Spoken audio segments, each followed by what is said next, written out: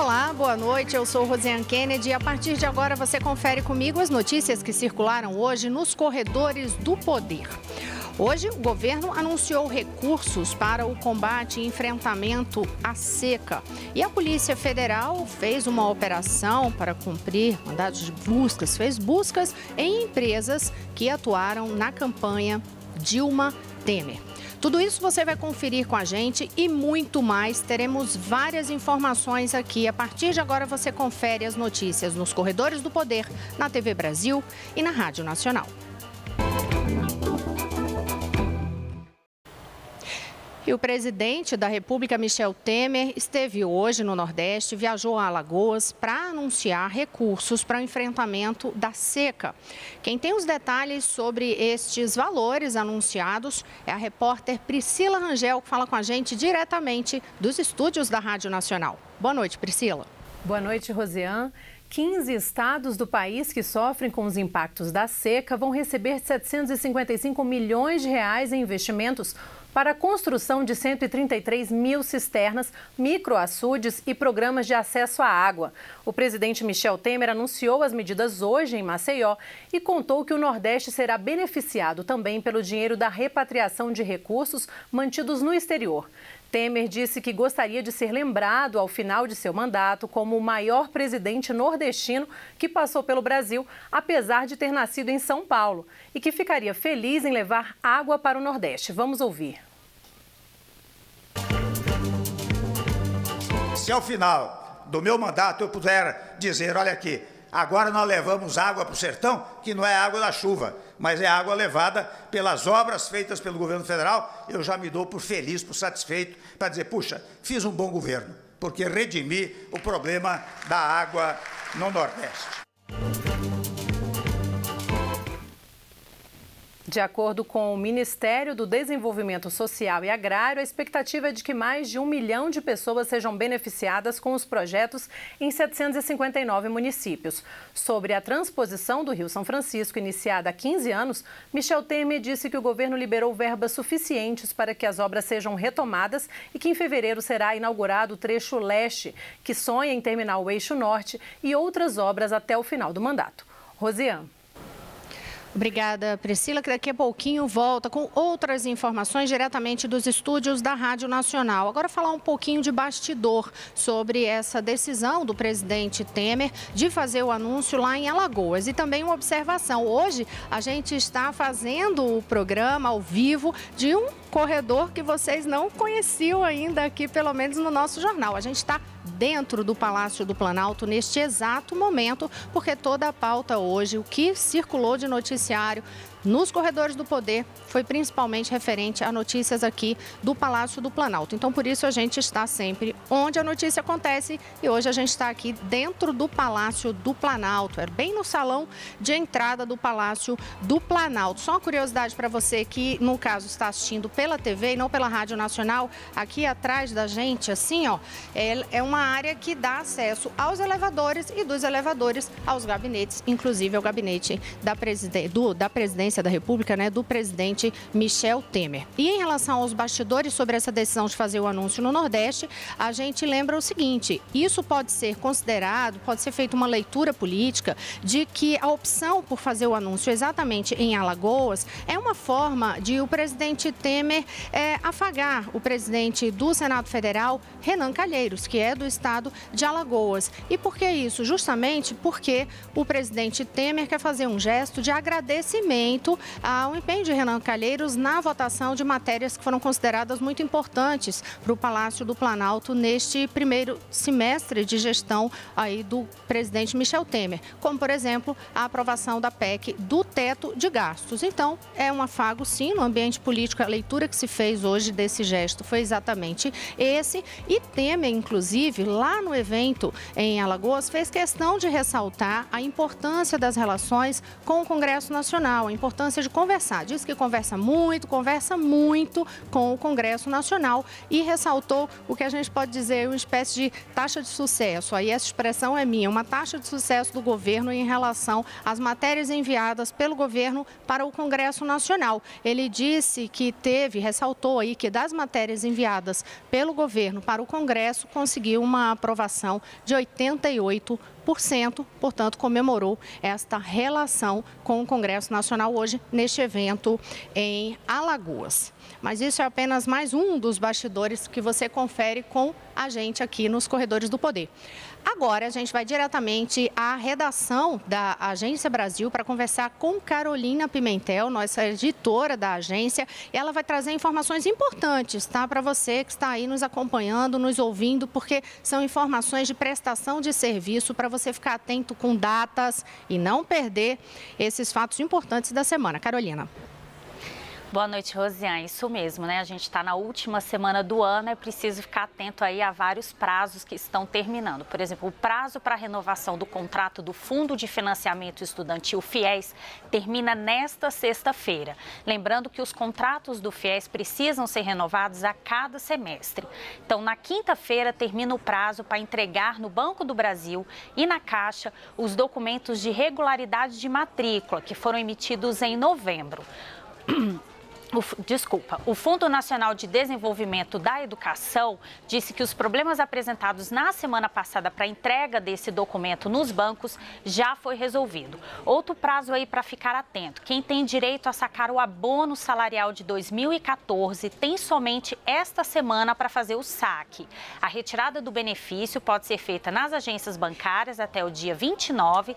Se o trabalhador tem um cartão cidadão com senha, ele pode sacar em um terminal de autoatendimento da Caixa Econômica ou em casas lotéricas até sexta-feira. Segundo o Ministério do Trabalho, mais de 900 mil pessoas têm direito a receber o dinheiro e ainda não fizeram o saque. São trabalhadores inscritos aí no PIS ou no PASEP. E o Ministério da Educação vai antecipar 1 bilhão e 250 milhões de reais para completar o pagamento dos salários de professores em 9 estados.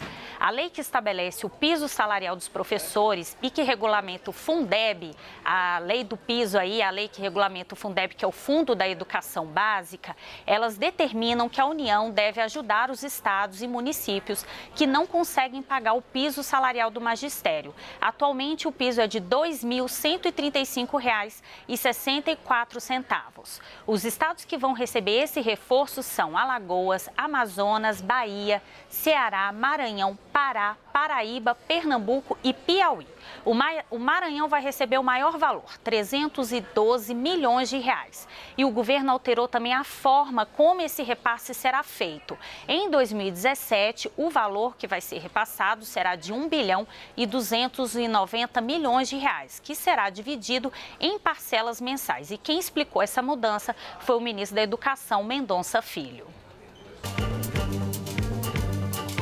Muitos estados pobres e municípios que não têm condições financeiras dependem dos recursos da União para que eles possam honrar o pagamento dos professores, o piso na sua totalidade. E com o repasse programado e organizado dentro do exercício financeiro, a gente vai facilitar a vida dos estados e municípios que dependem dos recursos e fazer cumprir a lei que define um piso mínimo para os professores de todo o país.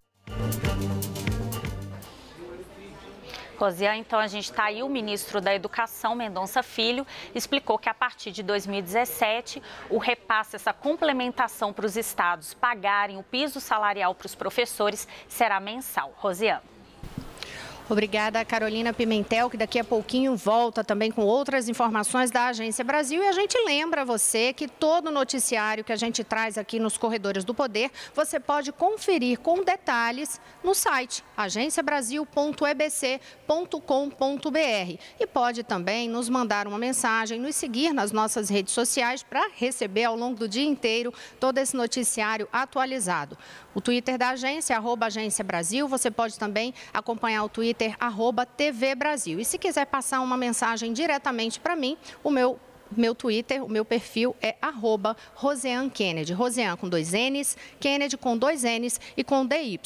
A gente vai continuar fazendo uma prestação de serviços aqui para você. A Carol deu várias informações de prazos e a gente tem algumas outras informações aqui que também servem para você se orientar em relação ao que é possível a partir de agora. Sabe aquele momento que você está ali no fim do ano, aí quer comprar uma coisinha ou outra, o dinheiro já está curto, tem que pagar as dívidas?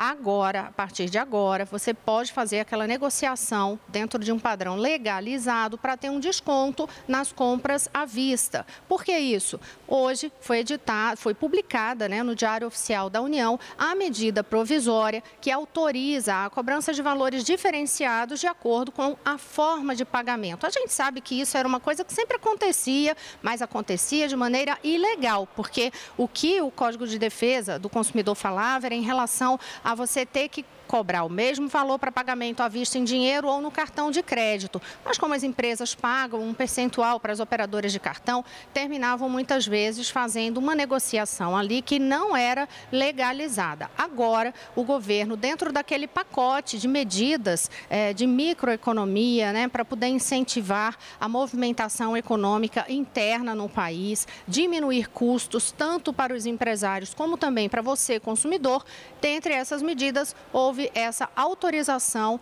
para que o prestador de serviço ou o comerciante possa fazer uma cobrança diferenciada ali. Você chegou com dinheiro na mão? Negocia um desconto, nada mais justo, não é verdade? Tem o dinheiro em mãos, o dinheiro está difícil de achar, então vai lá, negocia, pode sim chorar por aquele desconto, mais do que devido você fazer isso agora, principalmente em momentos de crise. Então, hoje foi publicada no Diário Oficial da União essa medida provisória e, portanto, esse valor diferenciado já passa a valer. E só mais uma informaçãozinha de prestação de serviço para vocês, vai ter mudança, pelo menos no visual, tá? Em relação a normas para tirar a carteira de motorista, nada disso não. Mas a carteira de habilitação vai ter uma mudança ali em relação ao visual e vai contar com mais segurança a partir de janeiro. Essa carteira terá papel com marca d'água, tintas de variação ótica e fluorescente, imagens secretas, tudo isso para a Carteira Nacional de Habilitação ter realmente uma segurança muito maior quando for emitida e evitar aí qualquer tipo de falsificação. No próximo bloco, você confere com a gente a operação da Polícia Federal hoje, que fez buscas em empresas que atuaram na chapa Dilma Temer, na campanha eleitoral. E aí você vai conferir com a gente também qual foi a reação da ex-presidente Dilma, da defesa da ex-presidente Dilma em relação a este assunto e ainda o que disse o presidente Temer sobre essa operação da Polícia Federal. Daqui a pouquinho, continua aí com a gente na Rádio Nacional e na TV Brasil, que a gente volta já já.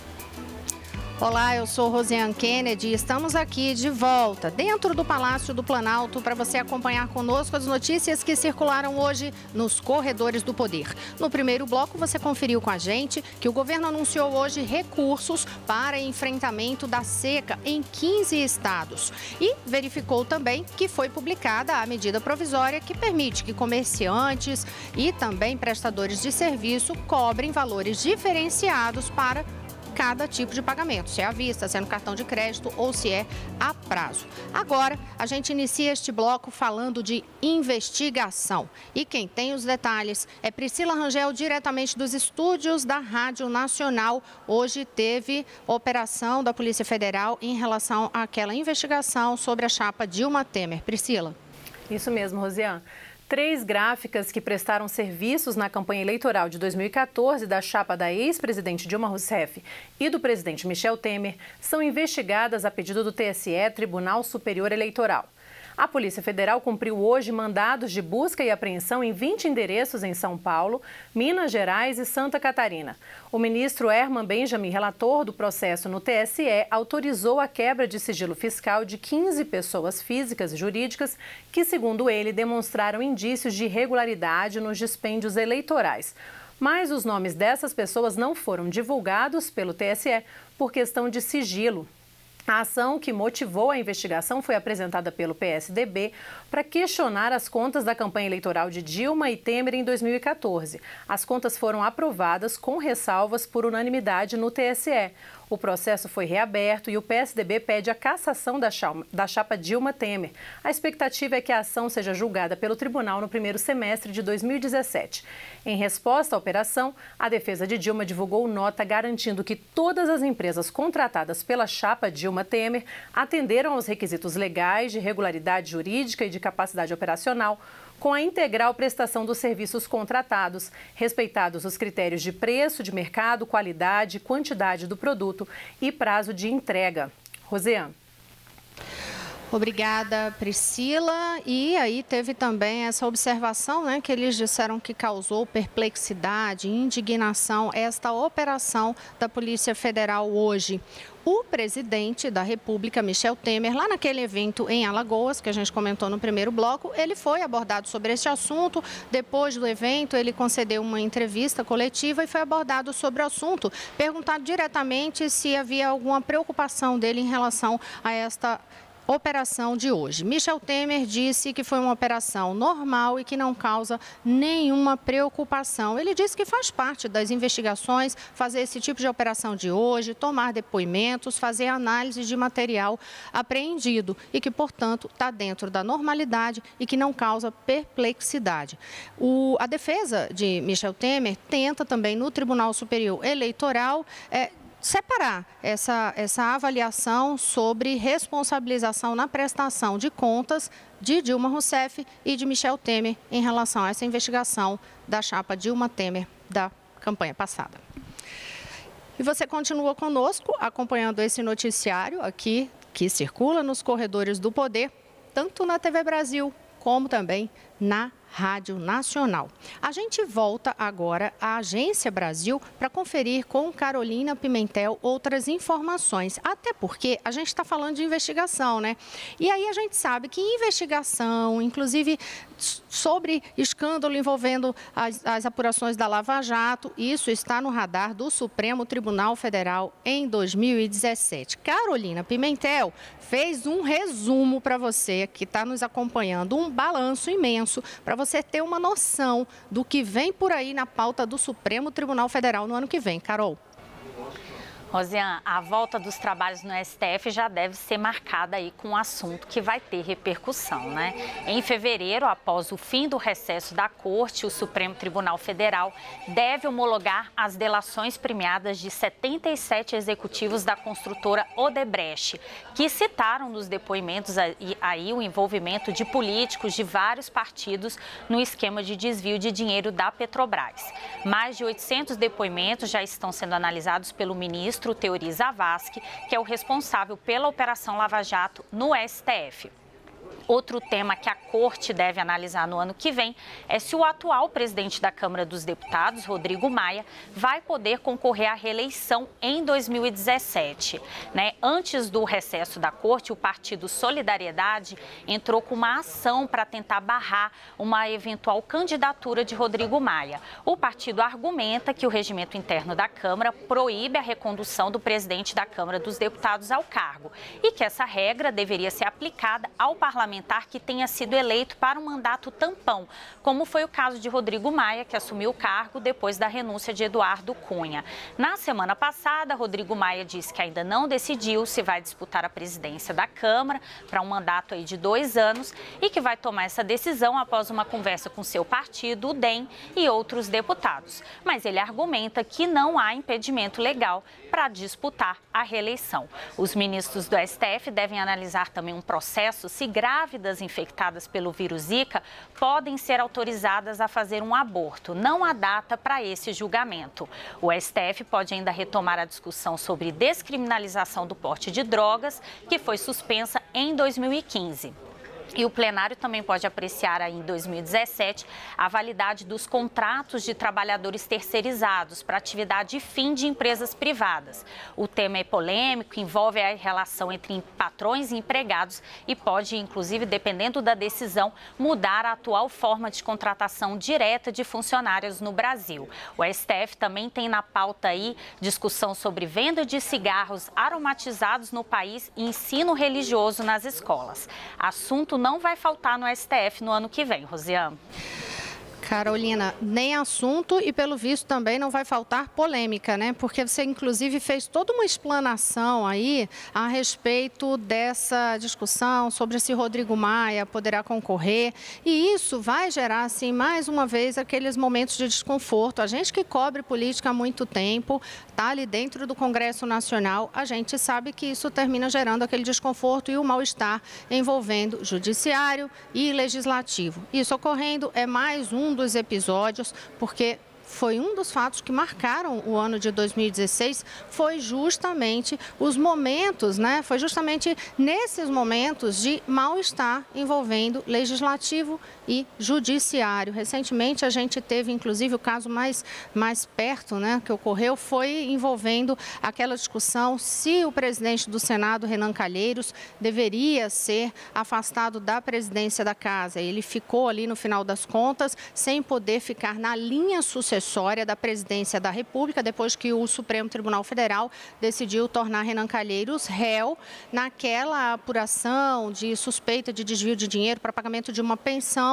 de uma filha de Renan Calheiros. E aí, depois que ele virou réu, teve aquela decisão de Marco Aurélio Mello, o ministro do Supremo Tribunal Federal. Ele determinou que Renan Calheiros não podia ficar nessa linha sucessória, mas aí a decisão foi para o Pleno do Supremo Tribunal Federal e aquilo terminou gerando um desgaste muito grande. Você se lembra? A gente falou aqui nos Corredores do Poder. Teve até aquele episódio que Renan Calheiros se recusou a receber o oficial de justiça. Então, enfim, vamos ver o que é que vai acontecer em 2017. Mas, pelo que vem aí apontando dessa extensa pauta que Carolina Pimentel nos apresentou, e olha que tem muito mais coisa pela frente, deve ter também ainda alguns momentos um pouco tensos. Agora, ontem eu perguntei aqui, eu estou falando sobre o que é que aconteceu aí de mal-estar entre judiciário e legislativo e que foi fato do ano de 2016. Ontem eu deixei uma pergunta aqui no programa, coloquei nas redes sociais para você em casa que nos acompanha responder. E eu perguntava justamente qual era o principal fato que tinha ocorrido, na sua opinião, no ano de 2016. E se era fato político ou fato econômico. Coloquei lá para saber qual dos dois e a gente teve essa enquete com ampla margem de respostas na minha rede social lá no Twitter, o @RosianeKennedy. Vamos conferir qual foi o resultado que saiu dessa enquete? A gente tem aí, primeiro, em relação à votação, se foi principalmente fato político ou econômico. E aí, a enquete nos Corredores do Poder sobre esse assunto mostrou que 89% dos que responderam avaliam que fatos políticos foram os que mais marcaram em 2016. Aí eu separei alguns dos seguidores que responderam. O primeiro foi o Mário Augusto, ele identifica como aquele Mário Augusto, ele diz o seguinte: política e economia foram o caos, mas o que marcou o ano foram páginas policiais. Lava Jato não é política, é polícia. Jackson Souza disse justamente que o que marcou para ele, principalmente, foi que a classe política com medo da delação do fim do mundo, é como ele se refere à delação da Odebrecht. Aí, na sequência, eu separei aqui o post de Anderson da Silva. Ele diz que o que mais surpreendeu para ele no ano foi a máscara de 90% do Congresso caindo com o avanço da Lava Jato. Tem uma outra participação de Luiz Gonzaga Caça. Ele diz que o que marcou para ele em 2016 foram fatos. Ele faz uma sequência: o impeachment de Dilma, a prisão dos condenados em segunda instância e a delação da Odebrecht. Eu separei só mais um para resumir aqui, tanto lá de mensagens que a gente recebeu, foi o Paulo Nepomuceno. Ele diz assim: sem dúvidas, a queda de Dilma e de Cunha, além da ascensão pela terceira vez do PMDB ao Executivo indiretamente. Então, realmente, são fatos que marcaram o ano. Eu não vou me arriscar aqui, me atrever a tentar fazer uma retrospectiva para vocês num tempo tão curtinho deste ano de 2016. Mas por que esses fatos foram tão destacados aqui pelos nossos seguidores? Porque se a gente for tentar lembrar, eu vou falar por tópico, porque senão não dá nem para ficar explicando, a gente passaria aqui 3 dias pelo menos falando sem parar. E aí a gente teve cassação de Dilma Rousseff, a cassação do ex-presidente da Câmara, Eduardo Cunha, o presidente Michel Temer, que assumiu, a gente teve o ex-líder do governo Dilma, Delcídio do Amaral, que foi solto, aí teve pessoas da campanha petista que foram presas, como o marqueteiro João Santana, isso tudo no ano só, teve até ex-governadores do Rio de Janeiro presos já nessa reta final do ano. Então, realmente foi um ano muito intenso, com muito noticiário político e que está terminando 2016 nessa expectativa sobre se haverá homologação de todas as 77 delações feitas no processo da Lava Jato, né? Que é exatamente o que o Supremo Tribunal Federal vai ter que decidir no início do ano, se vai homologar as 77 delações. No meio de tudo isso, já que eu perguntei aí sobre os fatos que mais marcaram, se era de política ou se era de economia, a gente teve em economia um ano com muita crise em relação à situação da inflação, mas também avanços em relação a medidas apresentadas pelo governo e que foram votadas no Congresso Nacional. Um dos principais pontos do ano, que terminou gerando uma série de manifestações inclusive com depredação, com atos de vandalismo, cenas de violência, pessoas feridas, foi a aprovação da PEC do teto de gastos. E aí, na reta final também do ano, o governo já conseguiu a aprovação da PEC do teto de gastos, porque ressalta que é necessário controlar os gastos para, a partir daí, retomar o crescimento. No balanço de 2016, a gente ainda teve o governo enviando para o Congresso a reforma da Previdência e a reforma trabalhista em andamento. Assunto não faltou definitivamente. Vou deixar só para você uma pergunta para amanhã. Você acha que os parlamentares no Congresso trabalharam esse ano? Produziram de fato? Responde a gente lá nas redes sociais que eu dou o resultado da enquete aqui. Amanhã eu volto. E você continua com a gente acompanhando tudo o que ocorre nos corredores do poder. Até amanhã, boa noite.